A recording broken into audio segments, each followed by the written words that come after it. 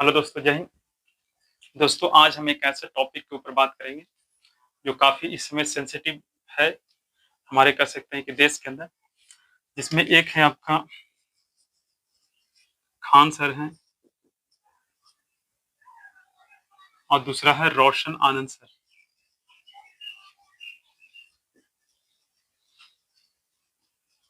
ठीक है, इनके बीच कह सकते हैं कि थोड़ा इस समय जो आपका बिहार पुलिस का जो रिजल्ट आया, उस रिजल्ट के कारण इनके बीच थोड़ा कुछ आपसी विवाद हो गया। लेकिन ये कह सकते हैं कि छोटी-मोटी बात है, ठीक है। इस बात को जो है कि ज़्यादा अगर नेगेटिव तौर से देखा जाएगा, तो ये समाज और कह सकते हैं कि देश के लिए अच्छा नहीं होगा। और हम तो यही कहेंगे कि ये दोनों शिक्षक जो है वो काफ़ी अच्छे हैं और इन्हें जो है कि इनके बीच जो समस्या है, उन समस्याओं को जो है कि सॉर्ट आउट करना चाहिए। क्योंकि देखिए, जो समाज के निर्माता होता है, जो कह सकते हैं कि बच्चों के भविष्य के निर्माता होता है, या कह सकते हैं कि जो समाज में कई तरह की समस्याएँ जो होती हैं, उन समस्याओं को समाधान करने वाला होता है। अब वही व्यक्ति कह सकते हैं कि समस्या को कह सकते हैं कि जन्म देता है, या कह सकते हैं कि समस्या को खड़ा करता है, तो ये बात शोभा नहीं देता है, ठीक है? क्योंकि जो शिक्षक जो होता है, वो समाज का कह सकते हैं कि आपका दर्पण होता है, ठीक है? जिससे समाज कह सकते हैं कि देख कर के सीखने का काम करता है।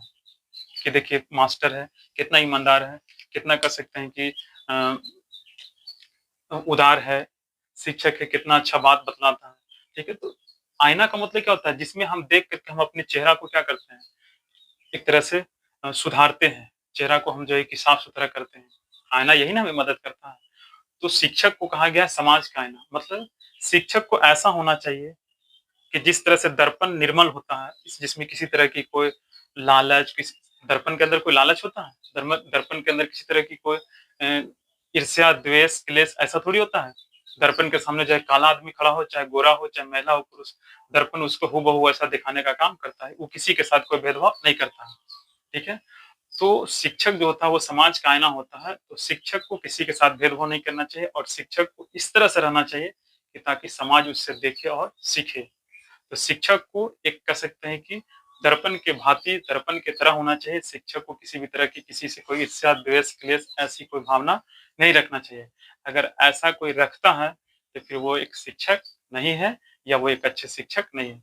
तो इस समय जो कह सकते हैं कि इनके बीच जो एक कंडीशन बना हुआ है, तो इनके इनके कह सकते हैं कि इन समस्याओं को इन्हें आपस में जो है कि इन्हें क्या करना